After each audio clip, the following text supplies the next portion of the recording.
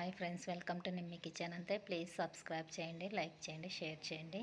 అందరు చూస్తున్నారు కానీ ఎవరు సబ్స్క్రైబ్ చేయడం లేదు. మీరు సబ్స్క్రైబ్ చేసుకుంటే నేను వీడియోస్ పెట్టినప్పుడు మీకు నోటిఫికేషన్లో తెలుస్తుందన్నమాట. ప్లీజ్ సబ్స్క్రైబ్ చేయండి. ఈరోజైతే నేను కూరగాయలు లేనప్పుడు ఉన్న వాటితో ఎలా చేసుకోవాలో చెప్తాను.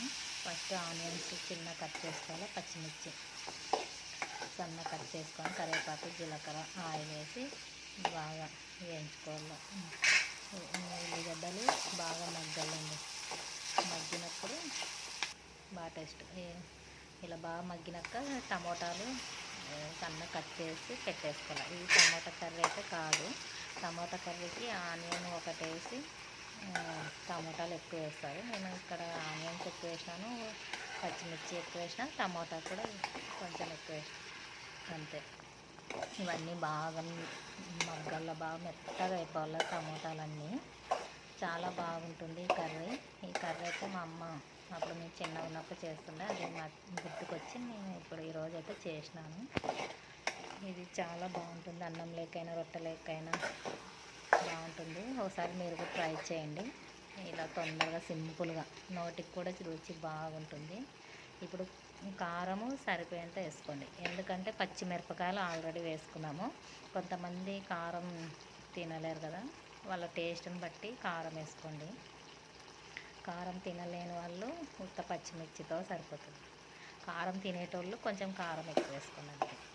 ఉప్పు కారం పసుపు వేసేసిన నేను కొంచెం స్పైసీగానే తింటాం కాబట్టి కొంచెం ఎక్కువ వేసుకున్నాను.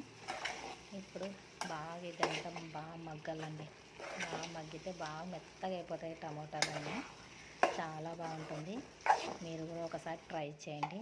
అంతలో అది మగ్గేసరికి మనం ఒకసారి పక్కన చిన్న రోలు తీసుకొని ధనియాల పొడి ఎల్లిపాయలు వేసి దంచేసుకుందాం. అంత మెత్తగా ఏం దంచొద్దండి, కొంచెం అట్లా కచ్చపచ్చ దంచేసి ఇట్లా ఎల్లిపాయలు అట్లా కనిపించేటట్టు దంచేసి ఇందులో వేసేయాలన్నమాట.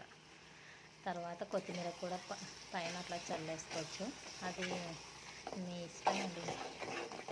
కొత్తిమీర నేనైతే వేయలేదు, మీరు వేసుకోవాలనుకుంటే వేసుకోండి. ఉప్పు అయ్యిందో లేదో చూడండి, చూసుకొని వేసుకోండి. చాలా బాగుంటుంది, మీరు కూడా ట్రై చేయండి. చాలా బాగుంటుంది. టమాటా కర్రీ అయితే కాదు, ఇది ఒక వెరైటీ వంట. దీని పేరైతే నాకు తెలియదు, మీరే ఏ పేరు పెట్టుకుంటారో పెట్టుకోండి. ఈ కర్రీ అయితే చాలా బాగుంటుందండి.